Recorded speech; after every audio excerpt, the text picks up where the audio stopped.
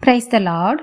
இன்றைக்கு நாம் daily dose of divine சேனல்ல 7வது நாள் வேத வாசிப்பாக மத்தேயு 7ஆம் அதிகாரம் மற்றும் சங்கீதம் 7ஆம் அதிகாரமும் வாசிக்க கேட்போம். கர்த்தாவே, உம்முடைய வேதத்திலுள்ள அதிசயங்களை பார்க்கும்படிக்கு எங்கள் இருதயத்தின் கண்களை திறந்தருளும் சுவாமி. ஆமேன். மத்தேயு 7ஆம் அதிகாரம். நீங்கள் குற்றவாளிகள் என்று தீர்க்கப்படாதபடிக்கு மற்றவர்களை குற்றவாளிகள் என்று தீர்க்காதிருங்கள். ஏனெனில் நீங்கள் மற்றவர்களை தீர்க்கிற தீர்ப்பின்படியே நீங்களும் தீர்க்கப்படுவீர்கள். நீங்கள் மற்றவர்களுக்கு அளக்கிற அளவின்படியே உங்களுக்கும் அளக்கப்படும். நீ உன் கண்ணில் இருக்கிற உத்திரத்தை உணராமல் உன் சகோதரன் கண்ணில் இருக்கிற துரும்பை பார்க்கிறதென்ன? இதோ, உன் கண்ணில் உத்திரம் இருக்கையில் உன் சகோதரனை நோக்கி, நான் உன் கண்ணில் இருக்கும் துரும்பை எடுத்து போடட்டும் என்று நீ சொல்வதெப்படி? மாயக்காரனே, முன்பு உன் கண்ணில் இருக்கிற உத்திரத்தை எடுத்து போடு, பின்பு உன் சகோதரன் கண்ணில் இருக்கிற துரும்பை எடுத்து போட வகை பார்ப்பாய். பரிசுத்தமானதை நாய்களுக்கு கொடாதேயுங்கள், உங்கள் முத்துக்களை பன்றிகள் முன் போடாதேயுங்கள். போட்டால் தங்கள் கால்களால் அவைகளை மிதித்து திரும்பிக் கொண்டு உங்களை பீறி போடும். கேளுங்கள், அப்பொழுது உங்களுக்கு கொடுக்கப்படும். தேடுங்கள், அப்பொழுது கண்டடைவீர்கள். தட்டுங்கள், அப்பொழுது உங்களுக்கு திறக்கப்படும். ஏனென்றால் கேட்கிறவன் எவனும் பெற்றுக்கொள்கிறான், தேடுகிறவன் கண்டடைகிறான், தட்டுகிறவனுக்கு திறக்கப்படும். உங்களில் எந்த மனுஷனானாலும் தன்னிடத்தில் அப்பத்தை கேட்கிற தன் மகனுக்கு கல்லை கொடுப்பானா? மீனை கேட்டால் அவனுக்கு பாம்பை கொடுப்பானா? ஆகையால் பொல்லாதவர்களாகிய நீங்கள் உங்கள் பிள்ளைகளுக்கு நல்ல ஈவுகளை கொடுக்க அறிந்திருக்கும் போது பரலோகத்தில் இருக்கிற உங்கள் பிதா தம்மிடத்தில் வேண்டிக் கொள்ளுகிறவர்களுக்கு நன்மையானவைகளை கொடுப்பது அதிக நிச்சயம் அல்லவா? ஆதலால் மனுஷர் உங்களுக்கு எவைகளை செய்ய விரும்புகிறீர்களோ அவைகளை நீங்களும் அவர்களுக்கு செய்யுங்கள். இதுவே நியாயப்பிரமாணமும் தீர்க்க தரிசனங்களுமாம். இடுக்கமான வாசல் வழியாய் உட்பிரவேசியுங்கள். கேட்டுக்கு போகிற வாசல் விரிவும் வழி விசாலமுமாயிருக்கிறது, அதன் வழியாய் பிரவேசிக்கிறவர்கள் அநேகர். ஜீவனுக்கு போகிற வாசல் இடுக்கமும் வழி நெருக்கமுமாயிருக்கிறது, அதை கண்டுபிடிக்கிறவர்கள் சிலர். கள்ள தீர்க்கதரிசிகளுக்கு எச்சரிக்கையாயிருங்கள். அவர்கள் ஆட்டுத்தோலை போர்த்து கொண்டு உங்களிடத்தில் வருவார்கள், உள்ளத்திலோ அவர்கள் பட்சிக்கிற ஓநாய்கள். அவர்களுடைய கனிகளினாலே அவர்களை அறிவீர்கள்.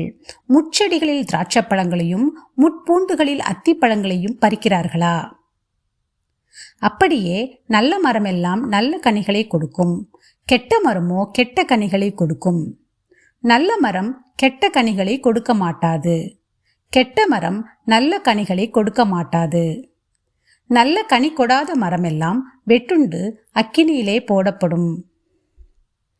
ஆதலால் அவர்களுடைய கனிகளினாலே அவர்களை அறிவீர்கள். பரலோகத்தில் இருக்கிற என் பிதாவின் சித்தத்தின்படி செய்கிறவனே பரலோக ராஜ்யத்தில் பிரவேசிப்பானே அல்லாமல் என்னை நோக்கி கர்த்தாவே கர்த்தாவே என்று சொல்லுகிறவன் அதில் பிரவேசிப்பதில்லை. அந்நாளில் அநேகர் என்னை நோக்கி, கர்த்தாவே கர்த்தாவே, உமது நாமத்தினாலே தீர்க்க தரிசனம் உரைத்தோம் அல்லவா? உமது நாமத்தினாலே பிசாசுகளை துரத்தினோம் அல்லவா? உமது நாமத்தினாலே அநேக அற்புதங்களை செய்தோம் அல்லவா என்பார்கள்.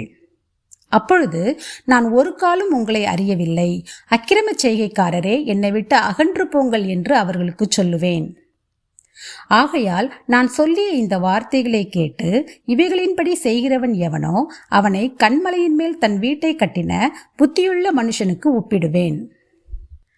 பெருமழை சொரிந்து பெருவெள்ளம் வந்து காற்று அடித்து அந்த வீட்டின் மேல் மோதியும் அது விழவில்லை, ஏனென்றால் அது கன்மலையின் மேல் அஸ்திபாரம் போடப்பட்டிருந்தது. நான் சொல்லிய இந்த வார்த்தைகளை கேட்டு இவைகளின்படி செய்யாதிருக்கிறவன் எவனோ அவன் தன் வீட்டை மணலின் மேல் கட்டின புத்தி இல்லாத மனுஷனுக்கு ஒப்பிடப்படுவான். பெருமழை சொரிந்து பெருவெள்ளம் வந்து காற்று அடித்து அந்த வீட்டின் மேல் மோதின போது அது விழுந்தது, விழுந்து முழுவதும் அழிந்தது என்றார். இயேசு இந்த வார்த்தைகளை சொல்லி முடித்த போது அவர் வேத பாரகரை போல் போதியாமல் அதிகாரமுடையவராய் அவர்களுக்கு போதித்தபடியால் ஜனங்கள் அவருடைய போதகத்தை குறித்து ஆச்சரியப்பட்டார்கள். சங்கீதம் 7ஆம் அதிகாரம்.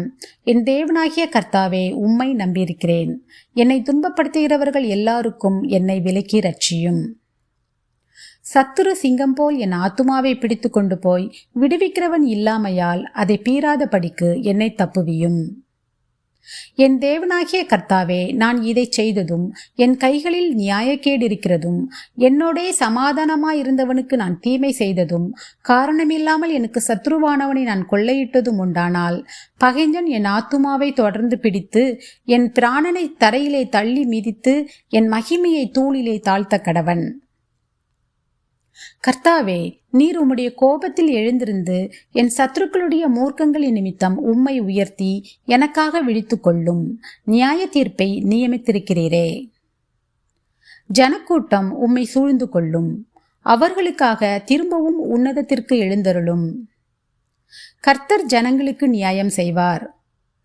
கர்த்தாவே, என் நீதியின் படியும் என்னிலுள்ள உண்மையின் படியும் எனக்கு நியாயம் செய்யும். துன்மார்க்கனுடைய பொல்லாங்கை ஒழிய பண்ணும்.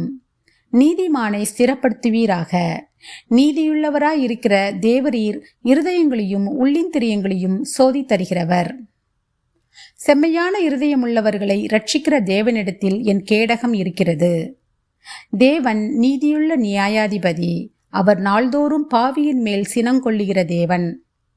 அவன் மனம் திரும்பாவிட்டால் அவர் தம்முடைய பட்டயத்தை கருக்காக்குவார். அவர் தம்முடைய வில்லை நாணேற்றி அதை ஆயத்தப்படுத்தியிருக்கிறார். அவனுக்கு மரண ஆயுதங்களை ஆயத்தம் பண்ணினார். தம்முடைய அம்புகளை அக்கினி அம்புகளாக்கினார். இதோ, அவன் அக்கிரமத்தை பெற கர்ப்பவேதனைப்படுகிறான். தீவினையை கற்பந்தரித்து பொய்யை பெறுகிறான். குழியை வெட்டி அதை ஆழமாக்கினான். தான் வெட்டின குழியில் தானே விழுந்தான். அவன் தீவினை அவன் சிரசின் மேல் திரும்பும். அவன் கொடுமை அவன் உச்சந்தலையின் மேல் இறங்கும். நான் கர்த்தரை அவருடைய நீதியின்படி துதித்து உன்னதமான கர்த்தருடைய நாமத்தை கீர்த்தனம் பண்ணுவேன். ஆமேன். நாம் ஜெபிப்போம். அன்புள்ள இயேசு சுவாமி, இந்த அருமையான காலை வேலையை தந்தற்காக உமக்கு நன்றி கர்த்தாவே. எத்தனையோ பேருக்கு இல்லாத ஸ்லாக்கியத்தையும் பாக்கியத்தையும் அற்ப பாவிகளும் தூசுகளும் ஆகி எங்களுக்கு தந்திருக்கிறீரே, அதற்காக உமக்கு நன்றி ஏசப்பா. எங்களுடைய ஆயுசு நாளில் ஒரு நாளை கூட்டி சேர்த்த தயவுக்காக உமக்கு நன்றி ஏசப்பா. அப்பா, எங்களுடைய ஆசீர்வாதத்திற்கு தடையாயிருக்கிற எங்களுடைய பாவங்கள் ஒவ்வொன்றையும் நீர்தாமே மன்னிக்க வேண்டுமாறு ஜெபிக்கிறோம் அப்பா. கேளுங்கள் தரப்படும், தேடுங்கள் கண்டடைவீர்கள், தட்டுங்கள் அப்பொழுது உங்களுக்கு திறக்கப்படும் என்று சொன்னீரே அப்பா. இப்பொழுது உம்முடைய சமூகத்திலே கேட்டுக்கொண்டிருக்கிற யாவருக்கும் நீர்தாமே அவர்கள் கேட்பதை எல்லாவற்றையும் கொடுப்பீராக அப்பா. அவர்கள் எல்லோருக்கும் சுகத்தையும் பலத்தையும் நீண்ட ஆயுசையும் கொடுத்து அவர்களை ஆசீர்வதிக்க வேண்டுமாறு ஜெபிக்கிறோம் அப்பா. அவர்களுடைய பிள்ளைகள் ஒவ்வொருவரையும் கர்த்தாவே ஞானம், ஞாபக சக்தி, சமயோசித்த புத்தியை அருளி செய்து அவர்களை கர்த்தாவே ஆசீர்வதிக்க வேண்டுமாறு ஜெபிக்கிறோம் அப்பா. வேலை செய்கிறவர்கள், பிஸ்னஸ் பண்ணுறவங்க எல்லாருடைய கையின் பிரயாசங்களையும் ஆசீர்வதித்து கொடுங்க அப்பா. அந்தந்த காலத்தில் அதினத்தின் காரியங்களை நேர்த்தியாய் செய்து முடிக்கிற தேவன் நீர் அப்பா. அதற்காக உமக்கு ஸ்தோத்திரம் ஆண்டவரே, ஸ்தோத்திரம் அப்பா. இந்த நாளை உம்முடைய கைகளை கொடுக்கிறோம் அப்பா. நாள் முழுவதும் உமக்கு பிரியமாய் நடந்து கொள்ள எங்களுக்கு கிருபை தாரும் அப்பா. இந்த நாள் முழுவதிலும் கர்த்தாவே எங்களை பாதுகாத்து கொள்ளும், வழி நடத்தும், ஆசீர்வதியும். இயேசு கிறிஸ்துவின் மூலமாக ஜெபம் கேளும் எங்கள் ஜீவனுள்ள நல்ல பிதாவே, ஆமேன். என் ஆத்துமாவே கர்த்தரை ஸ்தோத்ரி, என் முழு உள்ளமே அவருடைய பரிசுத்த நாமத்தை ஸ்தோத்ரி. என் ஆத்துமாவே கர்த்தரை ஸ்தோத்ரி, கர்த்தர் செய்த சகல உபகாரங்களையும் மறவாதே. ஆமேன், ஆமேன். அடுத்த நாள் வேத வாசிப்பில் நாம் சந்திப்போம். God bless you.